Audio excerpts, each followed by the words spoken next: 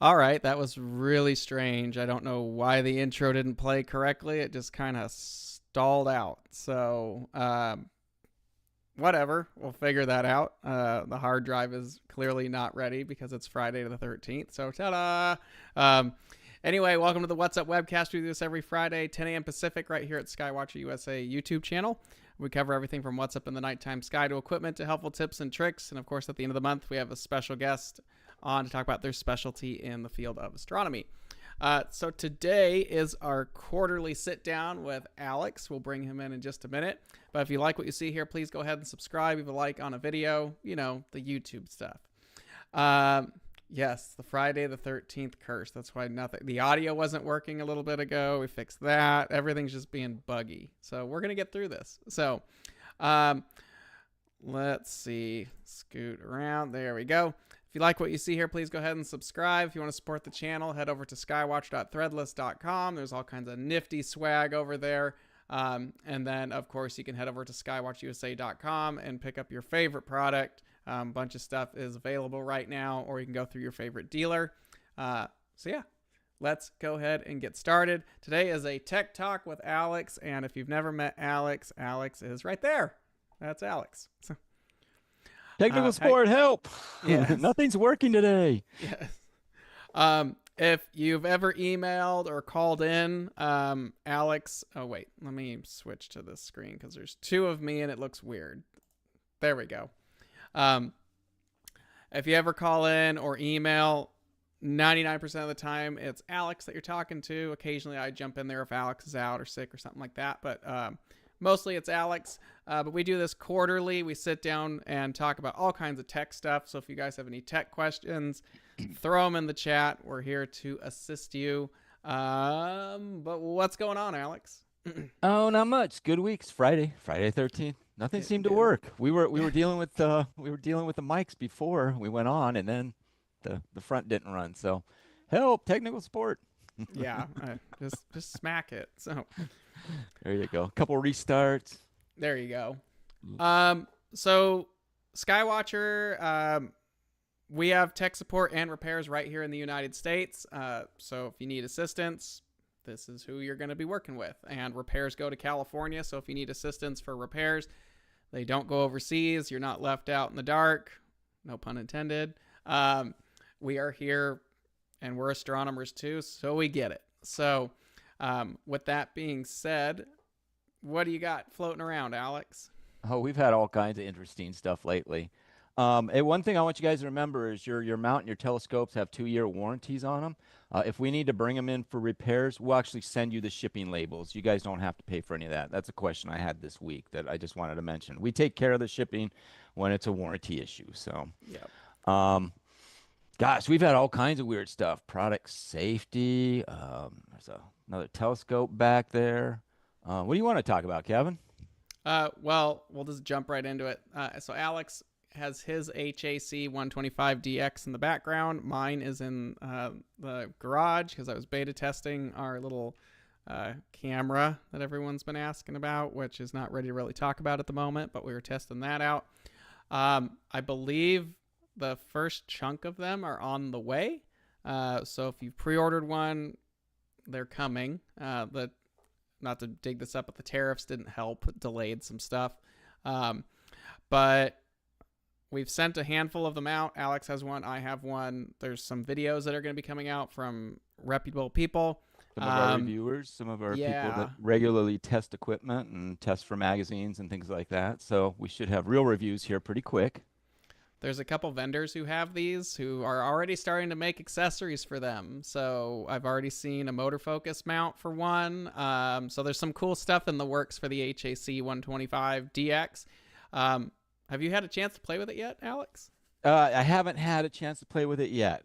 Just got it, and I was going to pull it out last night and get it up, so I had some images, but we had those 30-mile-an-hour winds last night. I'm like, this is not going to work well. So it was a little windy.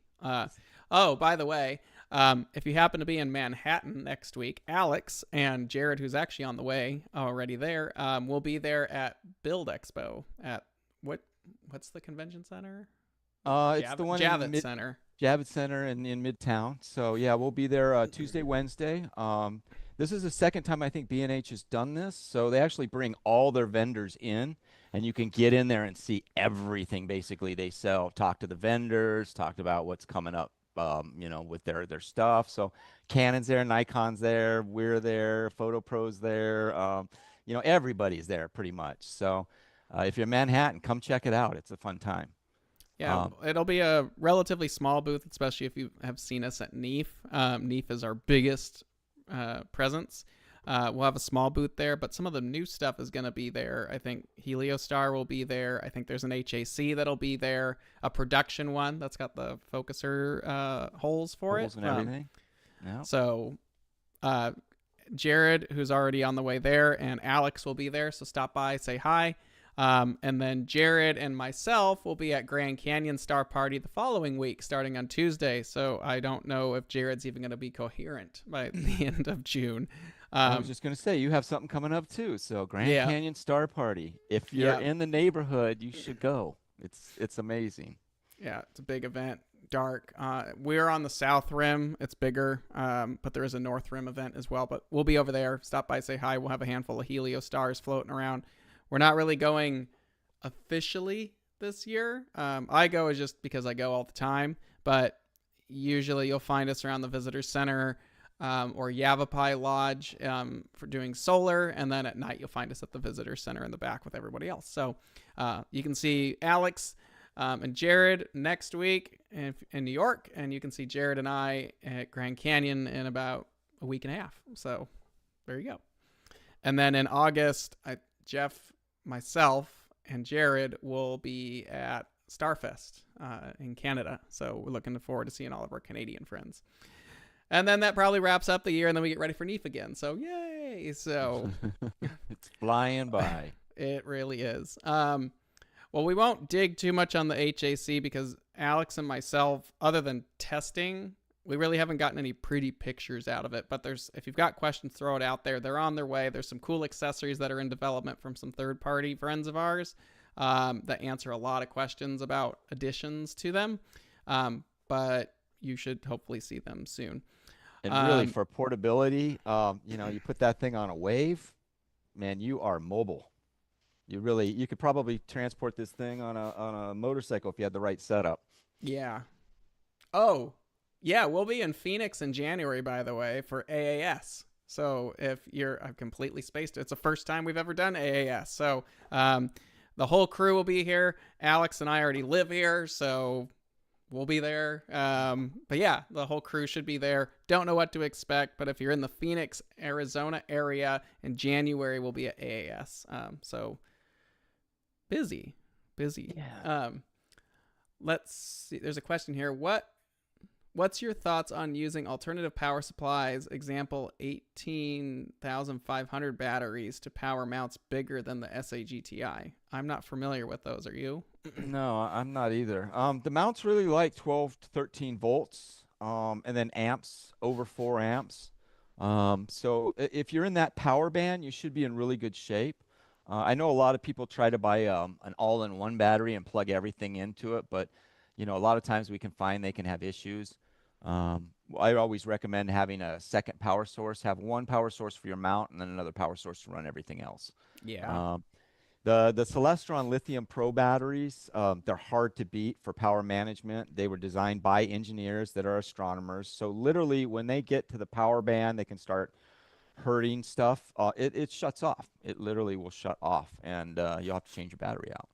Alex and I think, have 2 or 3 of the Power Tank Lithium Pros. They can be a little costly, but they're so well built. That's like my go-to battery for my events, and they're small, they're convenient. I know there's Jackeries out there. A lot of people use them. Their ports can be kind of weird, and I've had people get some really screwy results because the ports on the side can be a little weird, but I know each model's a little different. So yeah, and not all batteries are created equal. So just because it says 12 volts, it doesn't mean it always is. There might have been some counterfeit batteries going around, like around COVID time and things like that, where people were just slapping their names on other battery systems. But we have seen some power sources that have had issues. So make sure you buy a reputable power source. that has a good 12-volt system and at least 4 amps, and you should be in good shape after that. There's a follow up to that one, Alex. 18,500 cells have a nominal voltage of 3.6 volts, 5 cells, and resistor slash capacitor, and a board that can handle 12-volt needed by a lot of stuff. So why not use an 18,500 lithium ion cells? Yeah, I'm not familiar with the batteries, so As long as you're within our power requirements, whatever you end up using should be fine. So, an SAGTI, like Alex says, about 12, 13 volts and then 2 or 3 amps.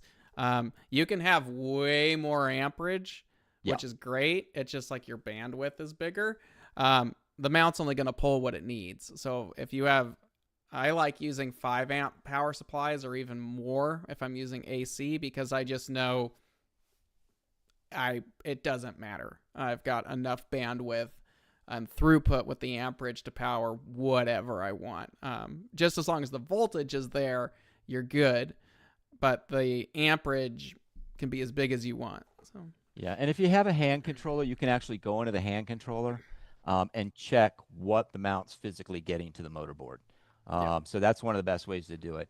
I have it here, I believe. You go into settings, show information, and then under show information in the hand controller, look for power. Once you go in there, you can actually get what it's producing. If it's producing under 11.5 volts, we need to talk about getting a new power source. We want to keep you up around 12 volts. Now, if it dips below that a little bit for a while, that's not an issue normally. But if you have a full battery that starts at 11.5, that could be an issue. Let's see. Sorry, there's a bunch of stuff popping up. What's the best way to collimate the HAC 125DX?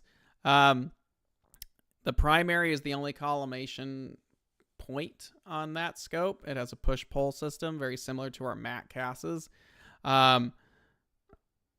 You can put it on a star and defocus it. I've actually just put an 1.25 inch laser collimator, a good one that is collimated, into the 1.25 inch adapter that comes with it. Just pop that in there and just fire it back out and adjust until the lasers are on top of each other. I find that works pretty decently, but if you want to, you can also just defocus a star and collimate by hand. But remember, it is F2, so you need to be very precise on this stuff. Wave 100i, Google search says there's a pin that you unlock to let the balance the telescope rig. That's only on the 150. The 100 doesn't have any pins that you can do anything with it. Alex has a 100 behind him. I have a 100 right there, actually. So I forgot it's sitting back there. But yeah, there's no pin on it. The 150 has the pins. The 100 has the dual saddle capability. And those pins, if you, especially with the front and back knob, if you undo those on the saddle, when you go to tighten them, you kind of want to move it back and forth and find where it seats, and then tighten it down into that seat. We've had some people that have called and been like, it's loose and it keeps coming loose. And once you get those seated right where they're supposed to be and tightened down, you should be in good shape. I have seen someone, I think it's on Cloudy Nights, you could probably dig around for it. Someone 3D printed a wrench for that to help tighten those down. I kind of wish, maybe I could talk to them about it. We would have done like a hex inside the head, so if you wanted to wrench them down. Put a little wrench on it and tighten it down. Yeah, so, yeah, I get it. So, always room for improvements on things. Yeah. Hey, we also have monsoon season coming up here in Arizona. I think it's a couple weeks away. So I wanted to talk about your mount security. A lot of us leave the mount out. We throw a big, Telegizmo 365 over it or some nice cover like that. And then we can just take the scope off. And, if you have a nice mass mount, it'll be fine under a cover. But with some of these smaller mounts, we want to make sure that if you're leaving it, bring it in. We don't want them blowing over, and I hate the phone call. My mount got blown over and it's crushed, and I need to bring it in. And oh man, I hate those phone calls. My heart's like It happens. It happens. We get it. But especially with weather, if you have any kind of weather coming, bring it in.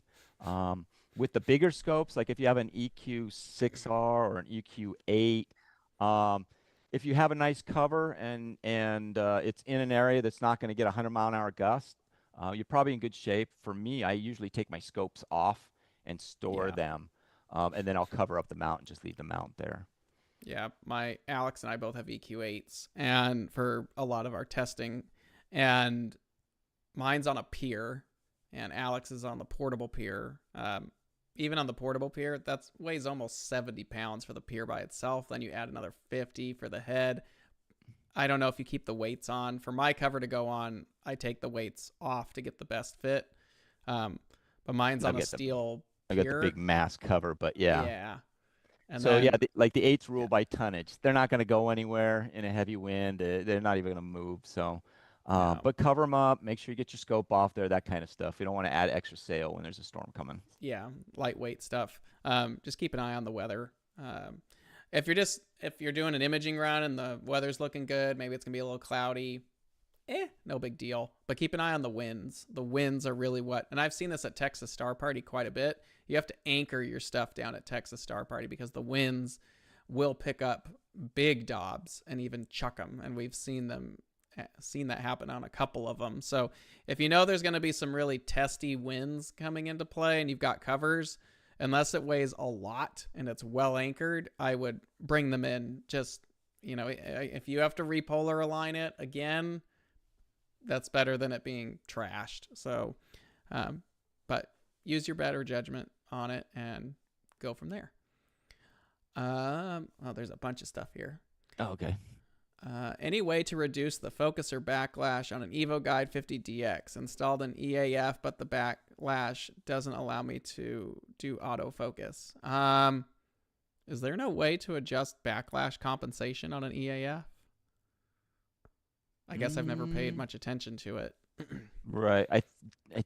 Is he talking about the focuser though on the 50? Yeah. Is that how I have two of them. And both of them, I get kind of in this little grabby spot, and that's where my focus is. It's crazy. Yeah.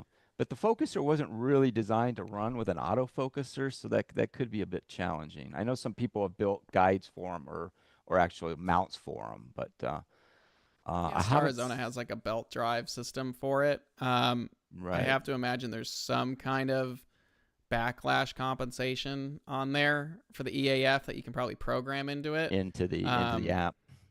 The threads on that focuser are very, very fine, so sometimes it takes a bit for it to catch up and get to it. I don't really have a good fix for that, and there's no adjustment for it. I think it's just the mechanics of the focuser there, but it's a really small little guide wide angle scope, so just look for backlash compensation. I wish I had something better for you, but I don't. So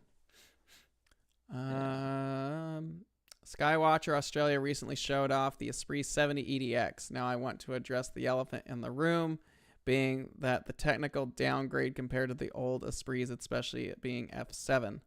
I've tested the Esprit 70 and it's excellent. Yes, it's a little slower than I would have liked it. I would have liked to see him faster as well. But it's very compact, and its flattener is actually a 0.9 reducer, so it does speed it up a bit. The big advantage of the Esprit 70, though, is it's full frame capable. So is F7 the fastest thing in the world? No, but you're shooting at about 450 and change ballpark. And if you've got a big fat full frame sensor on the back, how big do you need the field to be? So I get it that it's not as technologically advanced as maybe some feel it should be. And I could agree on some aspects of it, but after testing it, it's a very nice little telescope. And if you're looking for a pretty affordable, high quality, because it does not use the cheap glass on it, and I'm hoping we can actually unveil some of that when the 70s start shipping. The glass is not a mystery. It is very, very high tier optics on this thing, so it won't be a mystery. and the quality is up there with all the others, Esprits, and the Dew Shield is actually retractable and very nice. So I can see where some people don't like it, but I can attest that the quality is very good. Continued on to that. Now, I don't want to sound harsh, but it looks like a big step back in terms of price performance compared to the old ones. I personally own a 100. I don't know what the step back is. Yeah, I mean, hundreds are great scopes. I love them, but we're talking about newer optics, maybe not better glass, but the same equivalent. So you're going to get amazing views and images out of these, just like the original Esprits. The 100, the 80 to 150 will use the same optics, but the Esprit 70 EDX. So all the EDXs are coming out. We have the 70, 80, 100, 120, 150. Here in the US and Canada, we're not planning on selling the 80 because the 70 makes more sense, and it's also full frame, making the whole line full frame compatible. 70 is a brand new design from the ground up.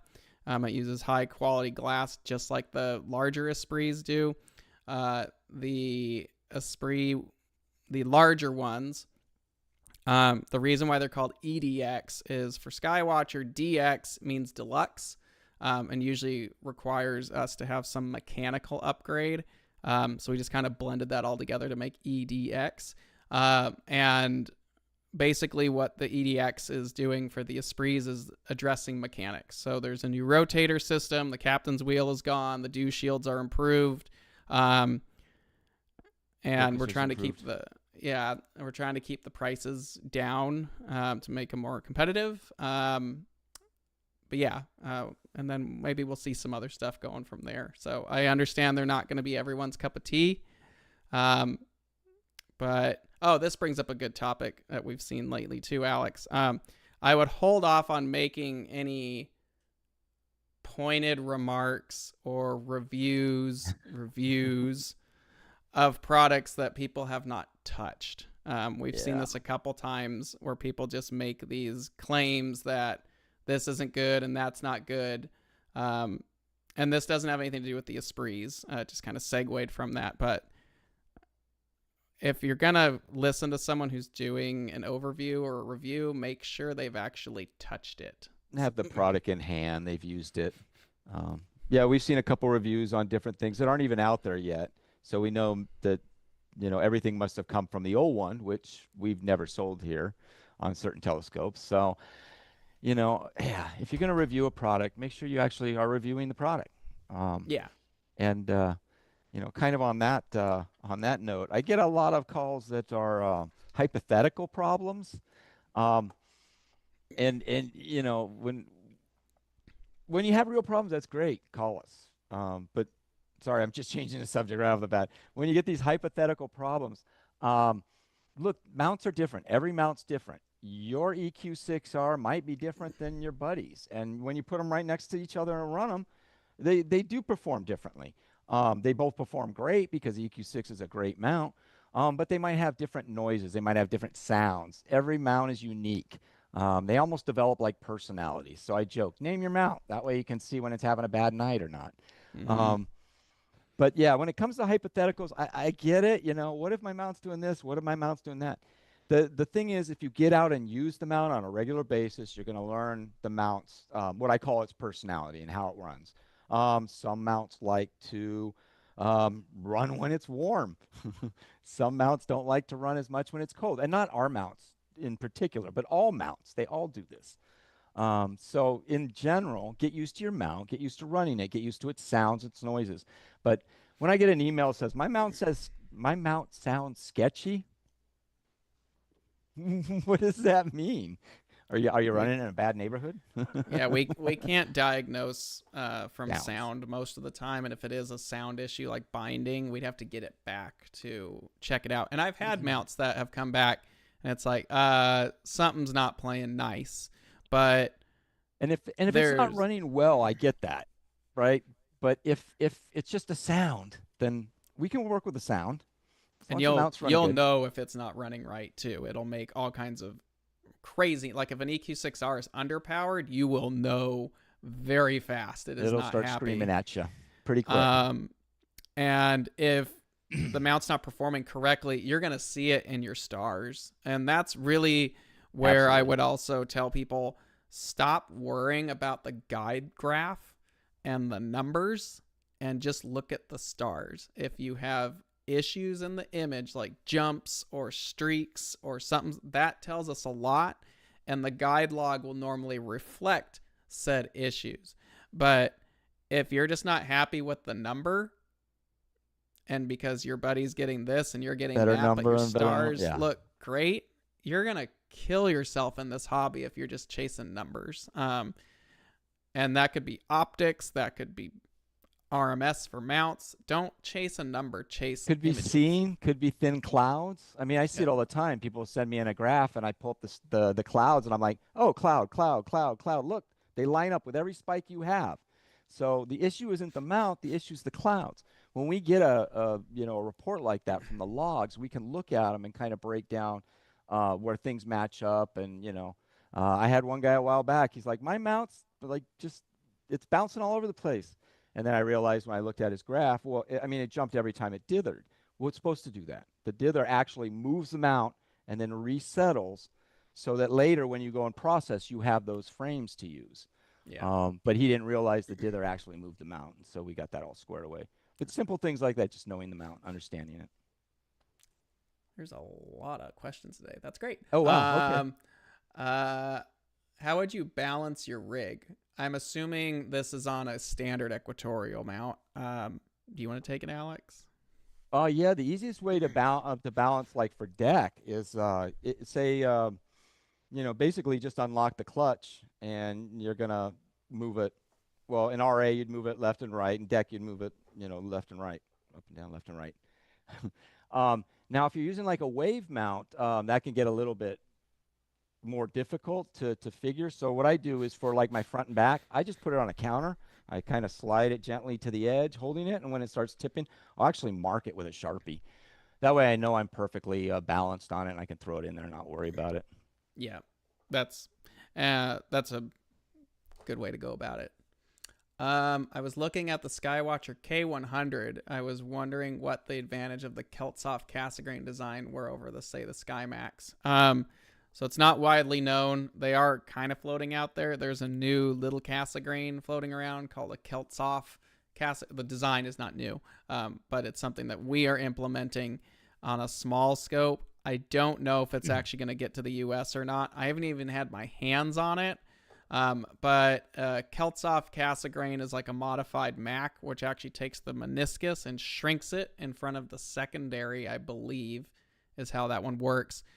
There's a couple variations of that. I think Vixen sold a variation. It's just another way to approach it. You can use curved spiders. I guess one advantage is it's lighter because you don't have the big meniscus in the front. It cools faster because you don't have the big meniscus in the front. But you do have diffraction supports on the secondary. And even a curved spider, even though you don't have spikes, it just spreads the diffraction around further. So I would prefer a Skymax. That would just be me. But it's more weight and ease of production because you don't have to deal with this big meniscus in the front. All right. Hey, just a heads up on that. Kevin is our product specialist. So he tests everything. He knows about the thing. He knows. I'm technical support. So I like what Kevin was just talking about. I just found out about. Literally. So a lot of things that are out there I don't know about. So when you send me a message saying, hey, what do you know about this mount? I can Google it. I can look it up. I can see if there's any information. But literally, I knew nothing about the K1000 until 2 minutes ago. So yeah, there's insider information. I don't know what's going on until they tell me what's going on. There's a lot of stuff that gets released before we release in the US. We really like to vet stuff. I'm not saying the other distributors don't, but the US market and Canada, North American market, is really difficult to navigate. There's a ton of competition here, so we need to pick and choose. So we may be aware of things, or I might be aware of things. Alex might not know about it because it's still in that testing phase and it hasn't become relevant enough to pass information to Alex or others. And that's one of them where it's like, we know about it.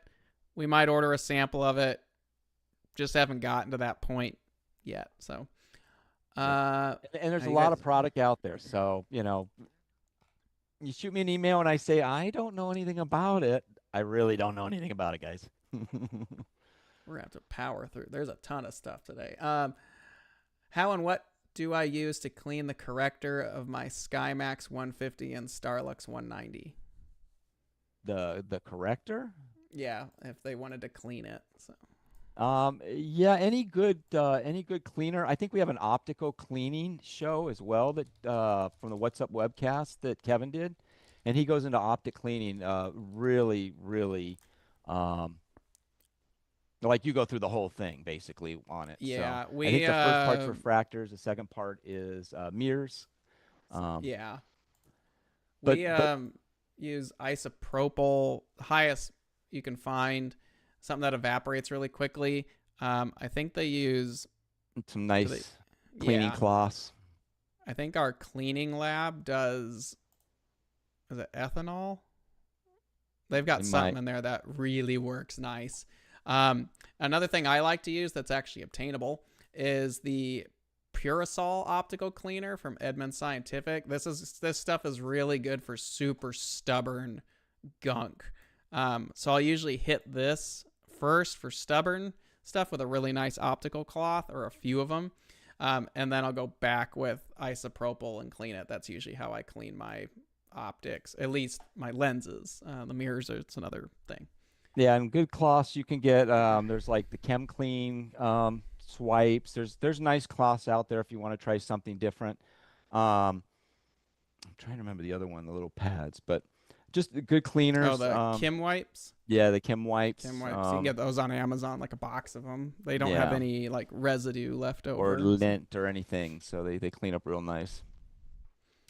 Oh, hi Alex. I helped me out with some AZGTI issues a few months back, and it's been amazing since then. Your customer support is second to none, and I'm really enjoying the mount. Thanks, from Stephen Vaughn. So, Good to hear, Steven. let's see. Question. Wait, story, not a question. I have an EQ6R Pro. I sent back a couple times because the mount doesn't settle moving in one direction. One side stops almost immediately in the other direction. It takes up to 10 seconds too. There's a lot of information to unpack in there to assist further on that. Yeah, shoot us an email, support@skywatcherusa.com, and we'll work on it some more over there for you. See what's going on. There needs to be a deep dive going on Yeah. there. My mount runs great, and I love the tracking when it settles. It just takes a long time to settle. Okay. Yeah, email us and we can work through that. Yeah. Question. The 16-inch flex tube comes standard with a dual speed focuser. Is there a way to buy the focus knob or change the focuser on the 12-inch or 8-inch classic to dual speed? No, but there is a knob you can buy. Oh, in you Europe. have one of those, don't Yeah, and it's a swap out. Basically, you take off the pressure plate and the shaft. Then you put their pressure plate and shaft, and then put one knob on it and stick it back on. I want to say it's like Lucerna or something like that. You can usually find them at like Lucerna. Light Here Optic. it is.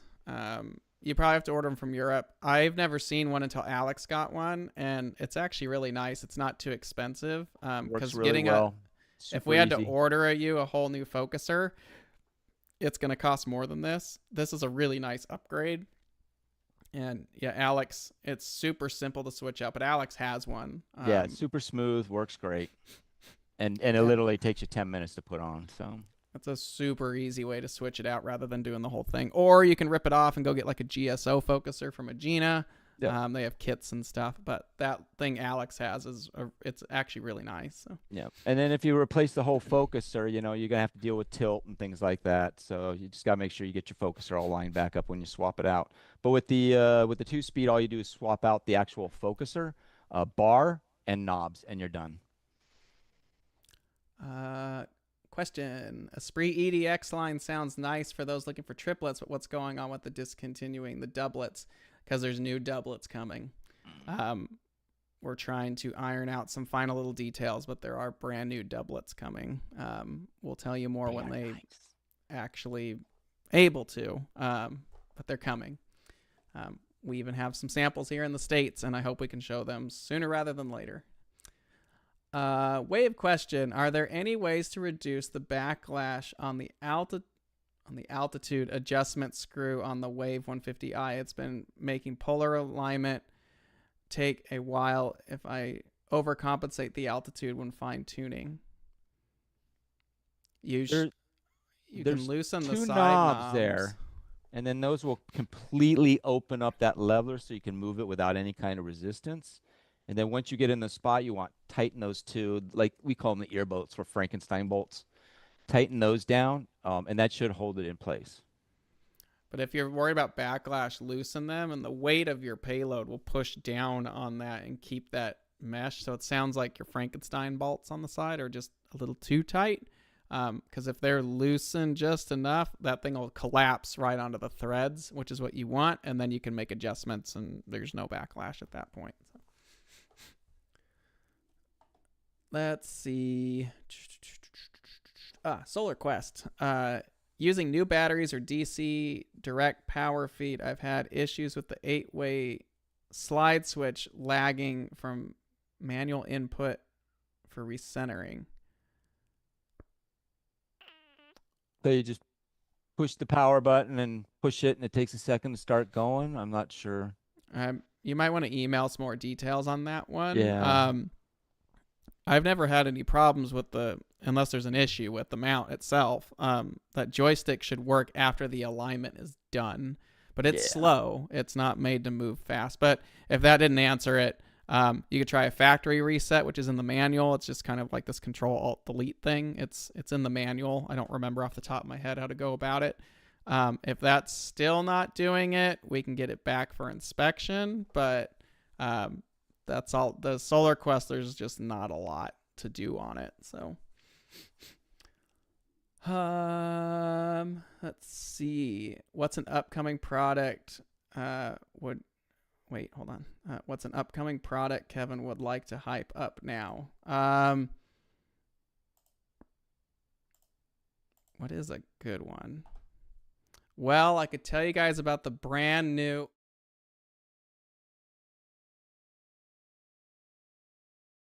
No. And then that was that really cool scope that came up, and yeah, it's gonna be awesome. So, there's Well, the HAC is coming out. That's the next one kind of up. So Heliostar 100, the big brother to the Heliostar 76. You'll probably see that it's been announced. We haven't officially announced it yet, but you'll see it around online. We have some samples that are due in October-ish for us to evaluate and check out. And then you probably hear it in the US and Canada and North America sometime early next year, I would hope, for the Heliostar 100s. Esprit EDX. There is our new doublet line, like I said, that we're working on. It's called Athera. The first three are 80, 100, 120. There was a 100 on the floor at NEAF. It was kind of hidden as an Easter egg. I have a 120 in hand right now. I'll just let you guys know, if you're part of the East Valley Astronomy Club here in the Phoenix area, June 20th, which is next Friday, a week from now, I'll be doing a talk about all this new stuff that's coming out. I will have an Athera 120 there. We're not officially announcing it. I'll just have it to show. We'll have an HAC. We'll have both Heliostar models. I'll have the Smart Eye. And Teleview was nice enough to ship out a set of the Nagler Type 7s for this talk. So it's really kind of like, here's where the new stuff from NEAF was for people who can't go to NEAF. So, and that's at the Library Gilbert, right? Yeah, the Riparian. I haven't been there, but I've heard there's some cool stuff. It's cool. Yeah. There's a new addition coming to one of our reflector lines. I'll leave that at that. Something bigger. I can't quite talk about that one yet, but we've all seen it, and it's been brought up in the chat here before. There's a lot of new stuff. Just there's a couple new mounts that are not quite ready to talk about, hopefully in a couple months. But yeah, nothing I can really go into detail. Everything I'm able to tell you or Alex is able to tell you about, you guys know about. So continuing, another popped up. If you swap out the focuser on a Newtonian, how do you make sure you do not have focuser tilt? Well, like on our Newtoniums, like on our Quattros, you can actually adjust the tilt on them. But you would use like a collimating tool, same kind of way you would do it, and you would um, align it like normal. You'd probably have to do um, a star test on it to see if you're good on your corners and things like that. Where you're really going to see if there's tilt is going to probably be if you have an issue in one of the corners. When you take some photos and stuff and start looking at them, if there's a tilt issue, usually it appears as an anomaly in one or two corners. There So is that's a kind of what we look at. way to square focusers. There's probably better write-ups online that tell you how to square a focuser to the tube. Usually there's like a collimation dot on the opposite side, and then you just rotate the focuser and watch the laser bounce around, and you adjust the tilt until you get that dialed in. But there's better graphics and write-ups online than what we would be able to explain right now. Yeah, and if I was going to change a focuser, that's the only thing I would change when I was doing it. Keep everything, make sure you're collimated before you change focusers. That way you start with a nice zeroed out telescope and you have an easy way to square it up and get it all aligned. Yeah. Any 40 millimeter solar scope coming out? Not that I'm aware of. I know there's that other one floating out there, which I've never used. Acuter, that 40 millimeter they sell. I've never used one. I've never seen one. I can't tell you anything about it. I don't sell Acuter. Haven't touched it. I would love us to have like a 40 to 50 ballparks Heliostar, but the 100 is next. We've asked for a 40 or a 50, but nothing yet. So, but it would be nice if there was a small Heliostar. The 76 is really nice, though. I mean, it gives you a nice full really size, and really, it might be the perfect size for a solar scope. It's not too big, it's not too small, but it's got enough power to really. Alex has a Lunt 50 filter that's Skywatchers. The 76 is ridiculous when you compare it to it. Yeah. We just answered this one a week ago. Alex, best motorized remote focus kit for Heliostar. Remote for a Heliostar? Like a motor focuser. Oh, well, Starzone is starting to make a bracket for it, right? I think so. Okay. The EAF is really hard to beat. The ZWO, yeah. They're cheap and they work. So an They're EAF cheap works. and they work. Yeah, and you can get the hand remote for it, so you don't need to even, you still have to power it, but you don't have to use the autofocuser and app to do it if you want. They have some new EAFs coming out too that have like buttons built into it and stuff, but I haven't looked into it too much, but I'm sure you'll see them start coming out. Yeah. What was the one that disconnects?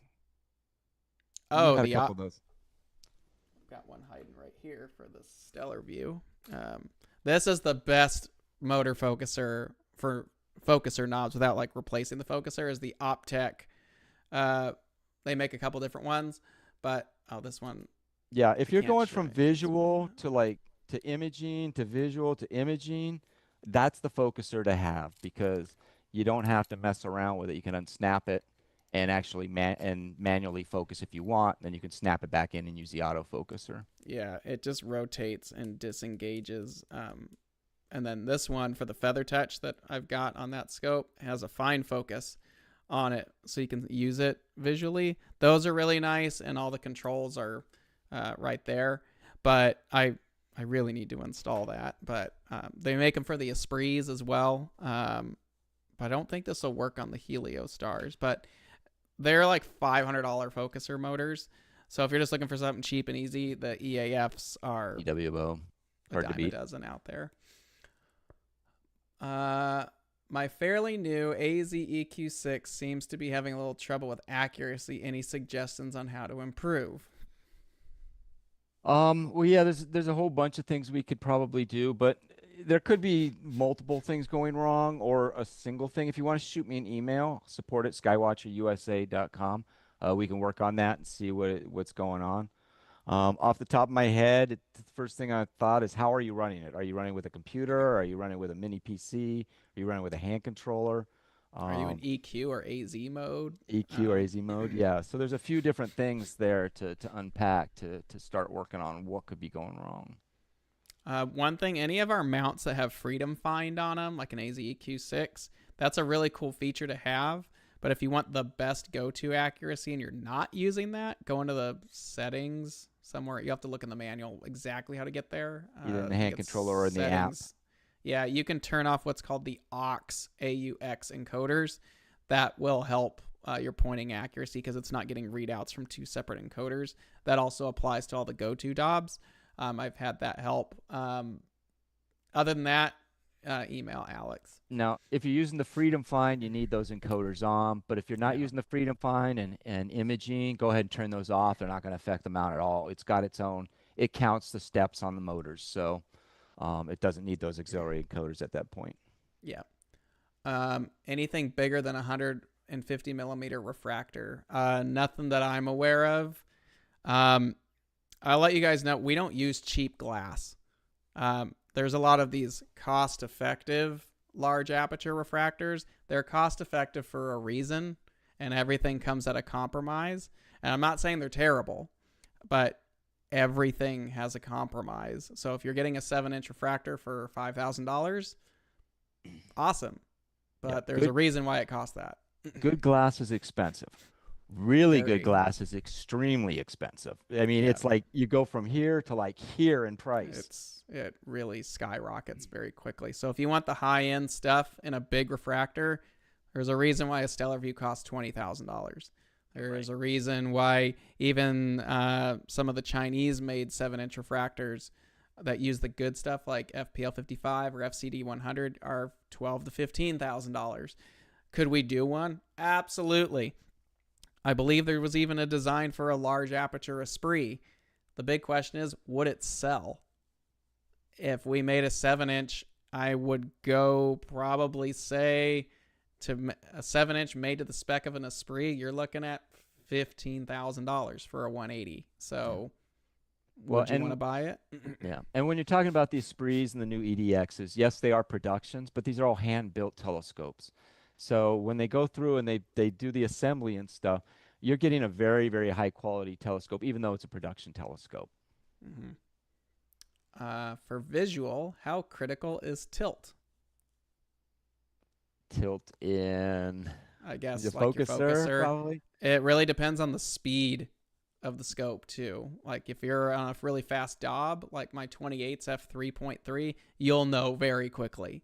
On other stuff that's slower, a little bit harder to detect. Just depends. And for visual's a lot. It's a lot more relaxed than imaging stuff. Our eyes can't see a long exposure image, so our mind and our eyes, when we're looking through something, if say it's not off or it's not tracking absolutely perfect, your brain's just not going to see that, where a camera will. So sometimes when we're talking about image quality or just seeing quality, it depends on the application.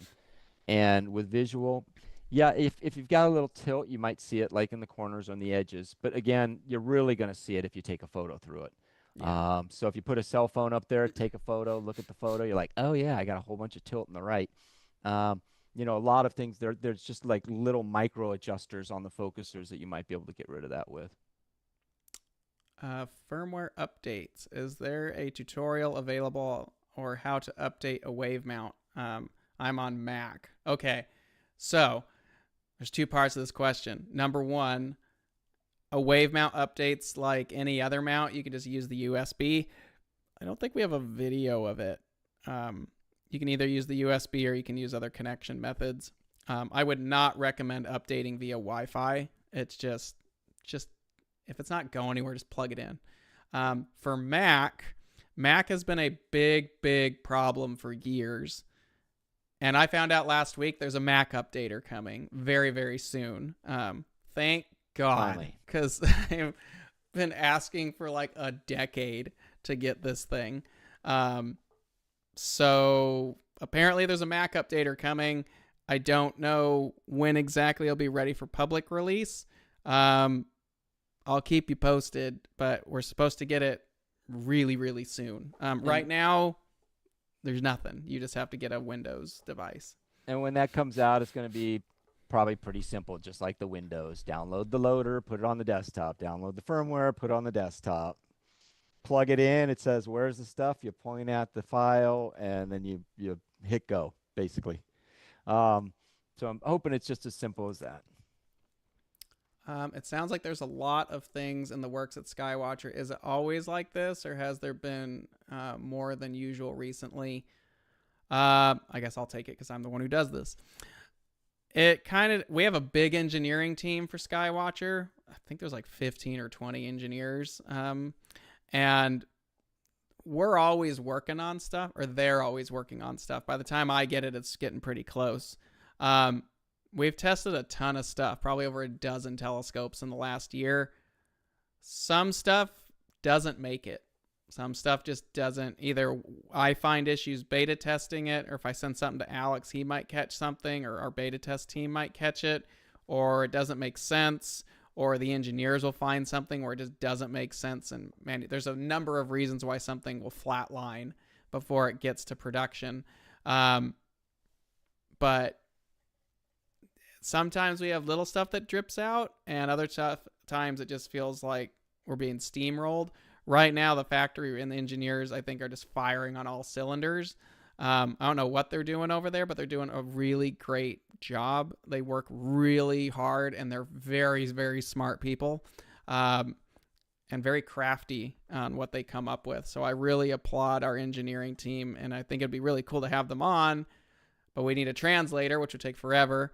Because we've had meetings where it takes forever. That's no one's fault. It's just we don't know Mandarin. But yeah, sometimes there's a lull, but development takes a long time. Years. So yeah, years to get stuff.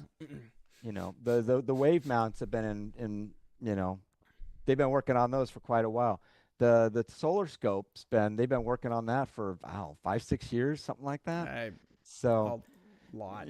Yeah, so products always being worked on. It's always being developed. And then we had kind of that cram up of COVID, so nothing got released during COVID. So we're seeing kind of the stuff before that they were working on, and then the stuff that was worked on after, and it's all kind of coming to fruition all at once. I'll try to keep this one contained. Any telescope manufacturing moving to the U.S.? No. Why? I mean, I understand there's a lot of people. Sorry, Alex. I feel like I'm taking this over. No. There's no reason for us to move manufacturing here. It's expensive. It's really expensive. And I've talked about this before, but it takes years to build a factory anywhere. It takes years to train staff, and it takes years to finalize getting stuff being able to produce here or anywhere in the world. But here in the US, it's really expensive for labor. And then you have to have people who are willing to do that labor for whatever the cost is.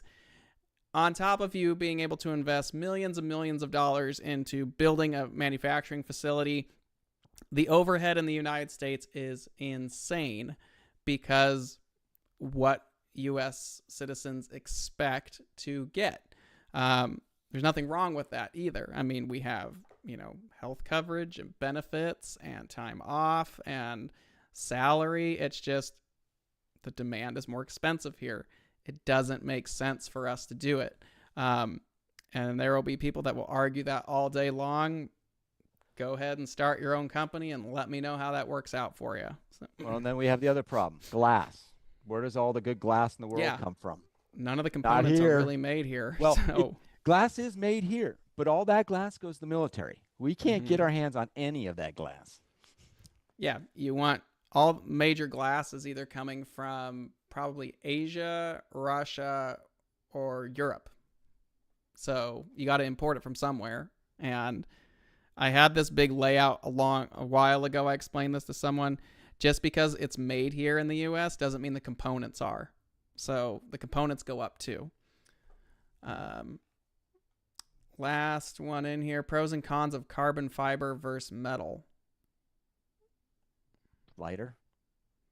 It's more expensive. It really depends on the scope. Reflectors, you can use really exotic stuff like quartz or aerositol or zero dur, the zero expansion stuff. Carbon fiber might make sense on that. You see that a lot on plane waves where they're using like quartz and some really exotic glass material.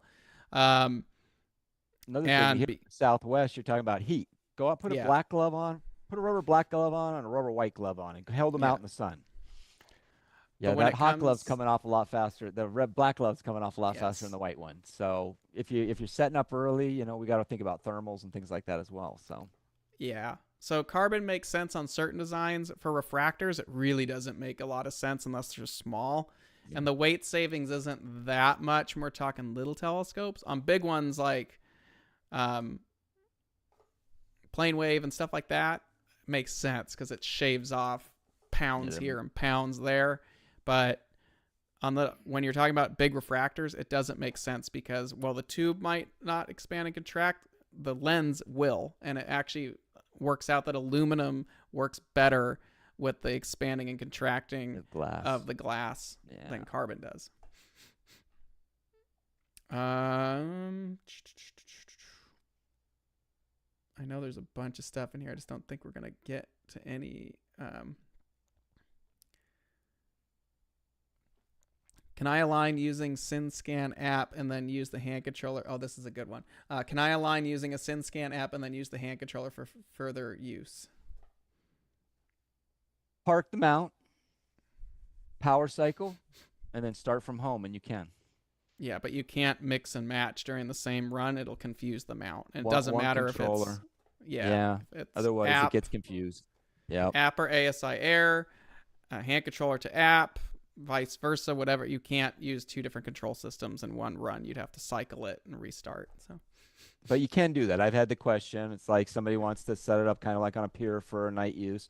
Yeah, you can align it and do the 2-star alignment, set it up, and then park it in home, then restart the mount and run it with whatever app you want to run it with. What kind of figures do Skywatch Utonian's mirrors have? Everything has to be diffraction limited, which is 1/4 wave to ship. I've seen them better. I think the best one I've ever heard of was a 12-inch that was 1/12 wave. You know how much money you would have to spend from like a hand figuring optician to get a 12-inch that's 1/12 of a wave? That's way up there in figure. It's kind of luck of the draw. There's the minimum, but a lot of times they're better than that. But our guarantee is 1/4 wave, diffraction limited.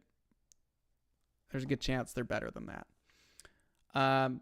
There's a lot of stuff in here, but that's 11 o'clock. If you have any more text questions, you can always call or email Alex. You can email at support@skywatchusa.com. Goes right to him. I know there's more. I'm sorry we didn't get through everybody. This was a really good episode, but tons of questions. Anything you want to add, Alex? Yeah, come by, see me at NEAF next week. I'll be there Tuesday, Wednesday. Build. Sorry, yeah, the Build Expo in Manhattan. Go see Kevin at the Grand Canyon. If you've never been to the Grand Canyon, give yourself a half an hour to just be blown away and do nothing and sit there and drool. It's impressive. It's amazing. There's a reason why it's called Grand. So, well, everyone, that's it for this week. Thanks for watching another Tech Talk with Alex. We'll have him back next quarter, but if you want to talk to him before then, you can always email or call. Alex will normally pick up or respond to the emails. If you have questions that didn't get answered and you want some assistance, shoot them over to Alex. We can always answer those at a later time. But thank you, everyone, for watching. Clear skies. Have a good weekend, and we'll see you. The next 2 weeks are pre-recorded episodes, so we will see you live back on the first week of July. So we'll see you then. And yeah, thanks for watching, everyone. We'll see you in a couple weeks. But if you want to see us in person, you know where to find us. Enjoy the next couple weeks of episodes, and we'll see you guys soon. Clear skies, everyone. See ya. Bye, guys.